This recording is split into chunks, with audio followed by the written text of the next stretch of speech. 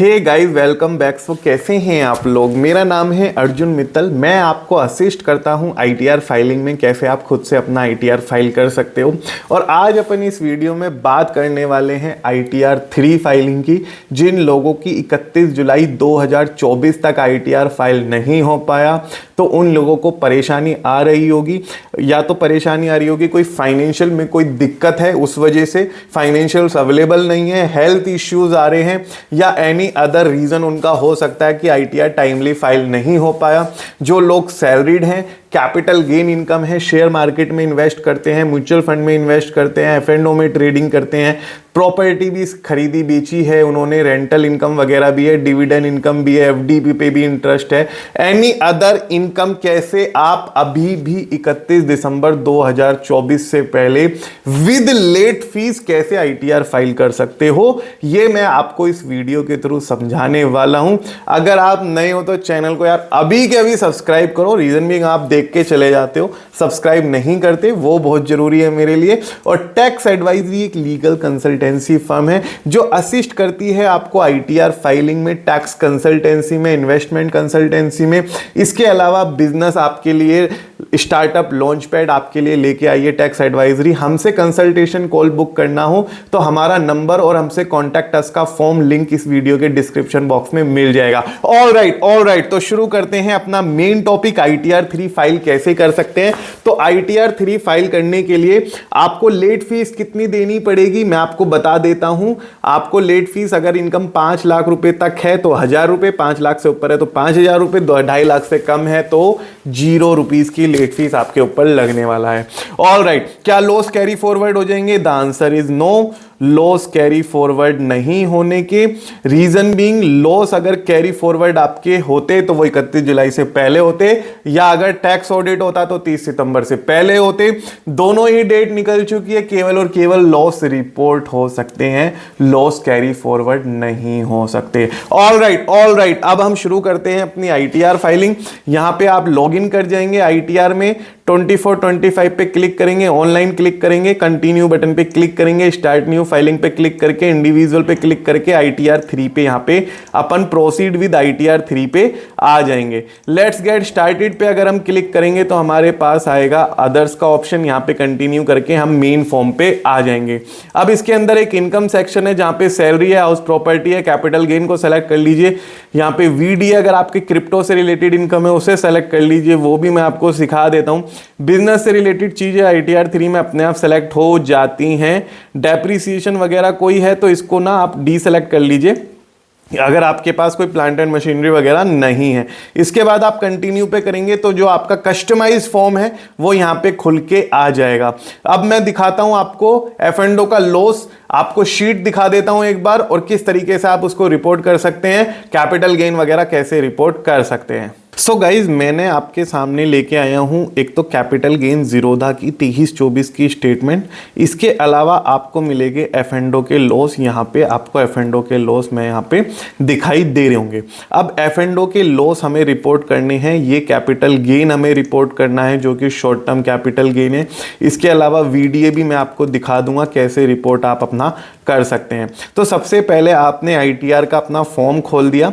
इसके बाद आपको जर्नल इंफॉर्मेशन पे जाना है। जर्नल इंफॉर्मेशन पे पर्सनल इंफॉर्मेशन, आपकी जो पैन, आधार, फोन नंबर, ईमेल आईडी वगैरह होंगे वो एज इट इज रहेंगे। कॉन्टैक्ट अस फाइलिंग सेक्शन में आपको 139 सबसेक्शन 4 ही सेलेक्ट रहने देना है, belated return filed after due date. उसके बाद आपने ये देखना है कि 115 BAC आपने opting out of old regime, जो कि इरेलीवेंट हो जाता है। रीजन बीइंग ये 31 जुलाई से पहले फॉर्म होना था और ये आपका ओल्ड टैक्स रिजाइम में सेलेक्ट करने का फॉर्म था, अब आप इसे नहीं कर सकते। उसके बाद रेजिडेंशियल स्टेटस में रेजिडेंट सेलेक्ट करके 182 डेज रखेंगे, एफपीआई को नो करेंगे, रिप्रेजेंटेटिव एसएससी को नो करेंगे, डिटेल ऑफ डायरेक्टरशिप अगर आप कंपनी में डायरेक्टर हैं उसकी इंफॉर्मेशन फर्निश करेंगे, नहीं है तो नो रखेंगे। ड्यू डेट आपको क्या रखनी है? ड्यू डेट आपकी रखनी है 31 जुलाई। उसके बाद आप इसको सेव कर देंगे। सेव करने के बाद ऑडिट इंफॉर्मेशन पे are you liable to maintain accounts as per section 44A, इसे यस करेंगे। SSC declare under income 44AE, AB, AB, AD, ADA, आप इसको यस करेंगे। ऑडिट को नो करेंगे। इसके बाद यहाँ पे नो करेंगे और सेव कर देंगे। बैंक डिटेल्स को आप यहाँ पे कंफर्म करके यहाँ पे सेलेक्ट करेंगे। जर्नल इंफॉर्मेशन आपका आ गया यहाँ पे। अब आपको मैं दिखा रहा हूं कि एफ एंड ओ का अगर आपका लॉस वगैरह है तो आप यहां पे फाइनेंशियल का यहां पे एक कोड आता है, details of financial advisor other financial intermediary services. यहां पे आप अपना नाम लिख सकते हैं, जो भी आपका नाम है, और उसके अलावा यहां पे डिस्क्रिप्शन में आप डाल देते हैं एफ एंड ओ ट्रेडिंग। ठीक है। अब यहाँ पे ऐड बटन पे आप क्लिक करेंगे। ऐड बटन पे कंफर्म करने के बाद आप इसको क्लिक कर देंगे। उसके बाद अब आपको आना है ट्रेडिंग अकाउंट पे। ट्रेडिंग अकाउंट पे आपको दिखेगा revenue from operation. Revenue from operation पे आके आपको एडिट पे क्लिक करना है और यहाँ पे नेचर ऑफ डालना है sale from futures and options. ठीक है। अब यहाँ पे आपको अपना sale of futures and option डालना है। यहाँ पे फ्यूचर ऑप्शन की सेल निकालने के लिए आपको ये वाली सेल वैल्यू नहीं दिखानी, सेल वैल्यू ये वाली नहीं दिखानी। इससे तो टर्नओवर इतना आ जाएगा, आपका ऑडिट लग जाएगा 1 करोड़ से ऊपर। ये आईसीआई का गाइडेंस नोट है, उसके अकॉर्डिंग मैं आपको सिखा रहा हूँ। ये जो नेट P&L है, इसकी एब्सोल्यूट वैल्यू लेनी है। एक फॉर्मूला यूज करना है ABS, इस पे यहाँ पे ब्रैकेट पे सेलेक्ट करना है और यहाँ पे ये एब्सोल्यूट हो जाएगा। अब यहाँ पे प्लस माइनस आपका खत्म हो चुका। आप इसको कॉपी करेंगे और नीचे सभी के सभी कॉलम में आप इसको पेस्ट कर लेंगे। उसके बाद आपकी टर्नओवर वैल्यू यहाँ पे निकल के आ जाएगी। अब आप इसका सम का टोटल कर लीजिए, SUM। ये यहाँ पे फॉर्मूले सेलेक्ट याद रखना। मैं इजिकल्स टू लगाना भूल गया, 1 मिनट मैं लगा लेता हूँ यहाँ पे। ठीक है। सम ये लो,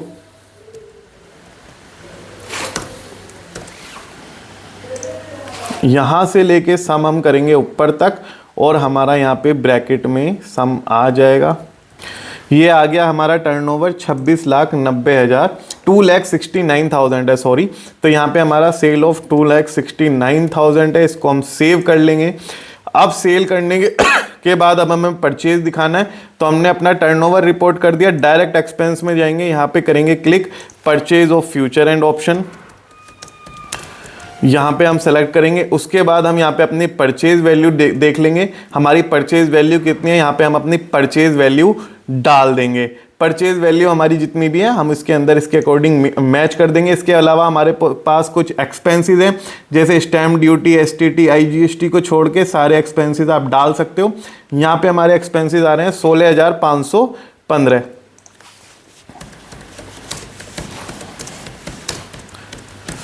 तो हम यहाँ पे अपने एक्सपेंसेस अपना मेंशन कर देंगे 16,515। उसके बाद परचेज ऑफ F&O में हम परचेज की वैल्यू डाल के इसे सेव करके प्रोसीड कर जाएंगे।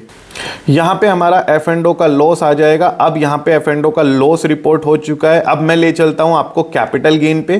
कैपिटल गेन जो है हमारा, कैपिटल गेन यहाँ पे आएगा हमारा। कैपिटल गेन पे हम क्लिक करेंगे। कैपिटल गेन पे क्लिक करने के बाद हमारा यहाँ पे 111 शॉर्ट टर्म कैपिटल गेन है और 112 है लॉन्ग टर्म कैपिटल गेन है। यहाँ पे हम क्लिक करेंगे अपना शॉर्ट टर्म कैपिटल गेन, जो हमारी शीट है। यहाँ पे जो मैंने शीट दिखाई थी, इसके अंदर बाय वैल्यू ये है, सेल वैल्यू ये है और ये शॉर्ट टर्म है। तो यहाँ पे हम जाएंगे short term capital gain, add पे क्लिक करेंगे। यहाँ पे 111 है। यहाँ पे फुल वैल्यू ऑफ कंसीडरेशन में सेल वैल्यू आप डालेंगे 37,349, परचेज वैल्यू डालेंगे 38,110। इसके अलावा खर्चे आपके क्या हैं वो आप यहाँ पे डाल सकते हैं। 84 रुपये के हमारे खर्चे हैं, यहाँ पे हम सेलेक्ट करेंगे और 845 पे क्लिक करके यहाँ पे अपना कैपिटल गेन रिपोर्ट कर देंगे। इसके अलावा गाइज यहाँ पे आपका शॉर्ट टर्म कैपिटल गेन, कोई लॉन्ग टर्म कैपिटल गेन है, यहाँ पे आप क्लिक करके अपना फॉर्म कर सकते हैं। हमारे केस में नहीं है तो लॉन्ग टर्म कैपिटल गेन को हम स्किप करेंगे। इसके बाद हम जाएंगे अपने सेक्शन जो हमारा डिफरेंट है। कंफर्म पे क्लिक करने के बाद अब हमारे एफ&ओ के लॉस रिपोर्ट हो गए, अब हमारा कैपिटल गेन रिपोर्ट हो गया। मैं आपको एक बार वीडीए समझा देता हूं। जो हमारा वर्चुअल डिजिटल एसेट होता है कैपिटल, जो हमारा क्रिप्टो से रिलेटेड डिटेल होती है, इसके अंदर आप cost of acquisition, date of acquisition, date of transfer, business head, capital gain head, cost of acquisition, consideration receive, ये सब ऐड कर सकते हैं। अब इसके बाद आप यहां पे वीडीए रिपोर्ट जब आप कर जाएंगे, वीडीए रिपोर्ट करने के बाद हमारे पास ऑप्शन आएगा सैलरी इनकम, अगर है आप यहां पे रिपोर्ट कीजिए। इसके अलावा अदर सोर्सेज में हम यहां पे इनकम जो रिपोर्ट करेंगे, अदर सोर्सेज में हम इनकम रिपोर्ट करेंगे इंटरेस्ट इनकम से रिलेटेड, हमारे पास जो है डिविडेंड इनकम है, मिसलेनियस इनकम है, विनिंग से रिलेटेड इनकम है, ऑनलाइन गेम वगैरह खेलते हो वो यहां के अंदर आके इंफॉर्मेशन सबमिट हो जाएगी।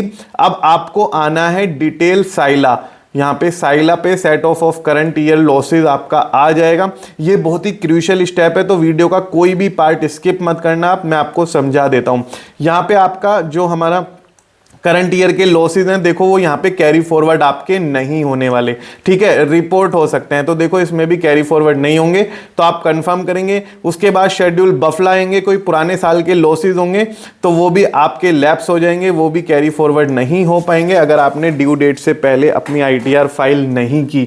तो बफला में आपके ब्रॉड फॉरवर्ड लॉसेज होते हैं, आपके लॉस केवल रिपोर्ट हो सकते हैं, जैसा कि मैंने आपको बताया कैरी फॉरवर्ड हो ही नहीं सकते अब, ठीक है। उसके बाद सीएफएल आएगा, करंट ईयर के लॉसेज कोई हैं, देखो पुराने ईयर के कोई लॉसेज होते यहां आ जाते, आप इसको कंप्यूट सेट ऑफ करके ऑन इस पे क्लिक पे कर देंगे कंफर्म। उसके बाद शेड्यूल 6A में आपकी डिडक्शंस आ जाती हैं। न्यू रिजीम में डिडक्शन केवल एक ही अलाउड है, employers contribution to national pension scheme, वो यहां पे अवेलेबल नहीं है। अब कंप्यूटेशन टू टोटल इनकम ये करेगा, आपके लॉसेज दिखाएगा लेकिन कैरी फॉरवर्ड नहीं करने का, कैपिटल गेन दिखा देगा लेकिन आपस में सेट ऑफ नहीं होने के। इसके अलावा अगर आपकी कोई अदर इनकम होती, सपोज करो आपकी सैलरी इनकम है, तो हम शेड्यूल सैलरी में जाते हैं और शेड्यूल सैलरी में अदर इनकम हम रिपोर्ट कर सकते हैं। यहां पे हमें नेम ऑफ एम्प्लॉयर देना है, एड्रेस देना है, स्टेट देनी है एम्प्लॉयर की, पिन कोड देना है उसका, और उसका नेचर क्या है यहां पे अपना रिपोर्ट करना है, nature of salary, basic PA DA वगैरह क्या है यहां पे आप सेलेक्ट करेंगे। उसके अलावा अगर आपके पास कुछ ऐसे परक्यूजिट्स हैं जो कंपनी की तरफ से मिले हुए हैं, वो जो टैक्सेबल हैं वो यहां पे आप सेलेक्ट करेंगे। उसके बाद आपका यहां पे ऐड कर सकते हैं आप अपनी सैलरी इनकम। अब ये सब सेलेक्ट करने के बाद, सैलरी इनकम वगैरह रिपोर्ट करने के बाद आपको आना है computation of tax on total income पे। यहां पे आप देखेंगे आपके ऊपर कितना टैक्स बैठ रहा है। अगर लॉस है, लॉस के केस में टैक्स नहीं लगता और आप अपना ITR 3 इजीली फाइल कर पाएंगे। अगर आपको इसमें कोई दिक्कत आती है, कोई परेशानी आती है, आप कंसल्टेंसी कॉल बुक कर सकते हैं। टैक्स एडवाइजरी एक लीगल कंसल्टेंसी फर्म है, लिंक आपको हमसे कनेक्ट करने का डिस्क्रिप्शन बॉक्स में मिल जाएगा, व्हाट्सएप नंबर भी वहां पे मेंशन्ड है। आई होप ITR 3 की ये डिटेल्ड गाइड आपको गाइस समझ में आई हो। कोई क्वेरी हो, कोई क्वेश्चन हो, आप कमेंट करके जरूर पूछना। Thank you so much guys, बने रहने के लिए थैंक यू सो मच।